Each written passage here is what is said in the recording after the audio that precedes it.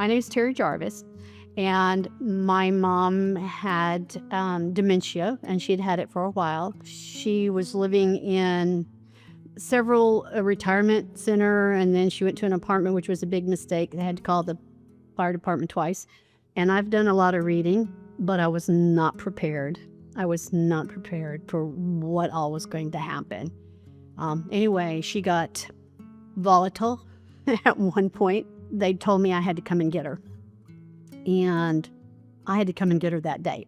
By law, I'm supposed to have a month to do that, but they said no, there was no room for her, and they couldn't take care of her, and I had to go get her. So I went and got her. And I had been looking at memory care, closer around assisted living memory care. And that was one of the things that attracted me here, is because they had the assisted living and the memory care, and the fact that their family members that are here, they interact with each other. And when I came here, I walked in the door, and what I love about it is you walk in and you don't feel like you're walking into a facility. You feel like you're walking into a house. I mean, you open the door, you have the reception area and then the door coming in. But so they showed us around, they showed us the assisted living, they showed us the memory care. They explained to me that they like their activities intertwine between the two so that it makes easier transition from one place to the other. Because I was like, I hope I'm making the right decision. I just feel like this is the place over the others just because of the home feel to it. Like people care, and they care here. Yeah, I had my granddaughter with me, and she goes, I like this place the best. And we'd been to about 3 or 4 different ones. And my mother is a retired teacher. She was also an artist, and she loved to paint. They started doing painting lessons for her. They asked me, what are her favorite snacks? What does she like to eat? What does she not like? And I said, well, number one, she's a walker, and she loves Dr. Pepper and peanuts, and she likes ice cream, that kind of stuff. And whatever she wanted, whatever she was interested in, they incorporate that into what she does, just as if she was at home with me, only better, because we never got along from when I was a kid. You know how that goes. But they took care of her. So I came and got her, and I said, well, let's go up to Walmart. She needed to get a few things. So I said, let's go up to Walmart. So we went up to Walmart, and we were talking about it. And she goes, I said, Mom, how do you like it? And she goes, it's nice. I said, well, it's your home now. And she goes, no, it's not really a home. And I said, what do you mean? She goes, well, it's more like family. And when she said that, I knew that was the place, because that didn't come from me, that came from her. But that touched my heart more than anything else. And the fact that they took care of her needs and her wants and her wishes, in line at the store, grocery store, in line at Walmart, picking up things and saying, yeah, I'm getting stuff for my mom. She's in memory care. And they'd go, oh, where's your mom? And I would say, Rockbrook.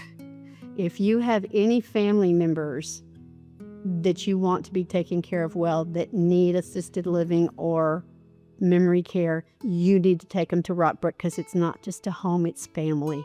They become your family. And these ladies, at all of the staff, became Mom's family and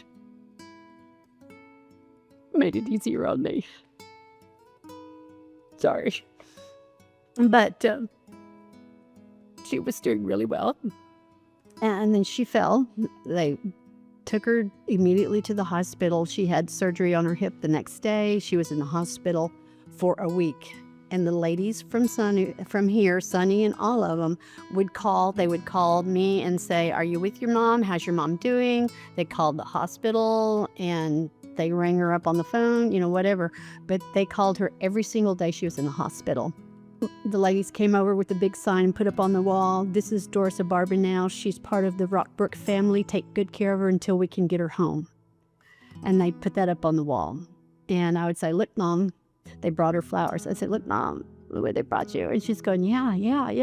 And I don't remember which lady it was that said, but she said, I'm going to talk to Sunny and see if we can't get a physical therapist to come over to Rockbrook and get your mom home, because we'll make sure that she's getting the physical therapy she needs, not just once every 2 days, but every single day and multiple times a day.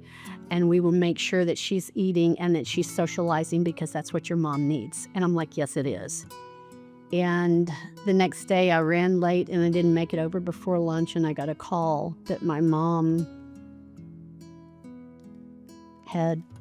was not responsive.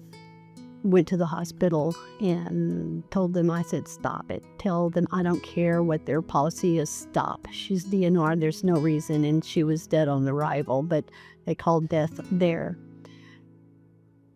The ladies here helped. They helped me get through that.